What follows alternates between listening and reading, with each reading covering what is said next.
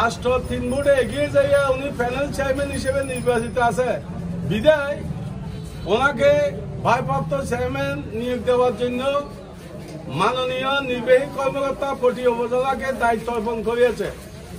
তাতে মাননীয় উপজেলা নির্বাহী কর্মকর্তা ওনাকে গত 15 তারিখ দায়িত্ব হস্তান্তর করিয়েছে।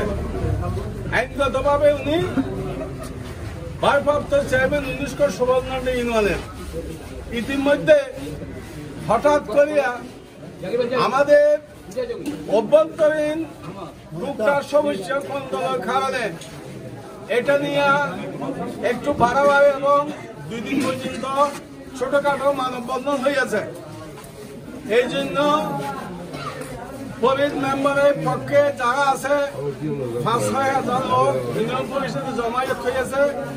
প্রতিপক্ষ কিছু লোক আসছিল। পরবর্তী পর্যায়ে সুবর্ণালী ইউনিয়নের স্থানীয় নেতৃবৃন্দ এবং আমাদের প্রান্তীয় নেতা সাবেক সুবর্ণালী ইউনিয়ন বিএনপির সম্মানিত সভাপতি, দক্ষিণ জেলা বিএনপির সদস্য, আমাদের সবার শ্রদ্ধাভাজন ব্যক্তি আলহাজ শামসুল আলম সওদাগর আজকে এটা হস্তক্ষেপ দিয়েছে, যার কারণে আমরা উভয় পক্ষে সান্ত্বনা হয়েছি এবং বিএনপির জনগণ, সাধারণ জনগণ শামসুল আলম সওদাগরকে ধন্যবাদ জানিয়েছে।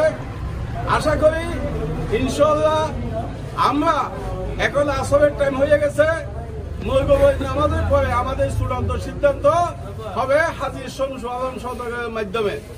সুতরাং এই জন্য আমি আমার প্রান্তীয় সংগঠন সুবর্ণালী ইউনিয়ন বিএনপি তথা পটিয়া উপজেলা বিএনপির সকল নেতৃবৃন্দকে আমি ধন্যবাদ জানাই, যেহেতু সবার সহযোগিতা, সবার আন্তরিকতায় আজকে এই সমস্যাটা সমাধান হইতেছে। আমাদের মধ্যে ভুল ত্রুটি হওয়ার কোনো আবশ্যক নাই, যেহেতু আমরা সুবর্ণালী বিএনপিতে যারা নেতৃত্ব দিতেছি আমরা সবাই সম্মিলিতভাবে বসিয়া আজকে মঙ্গলবার চূড়ান্ত সিদ্ধান্ত দেব। আমি জনগণ এবং বিএনপি তথা অঙ্গ সংগঠনের সকল নেতা কর্মীদেরকে উদ্যত আহ্বান জানাইতেছি, আপনারা শান্তিপূর্ণভাবে যার যার অবস্থায় থাকবেন এবং যার যার বাড়িতে তিনি চলিয়ে যাবেন।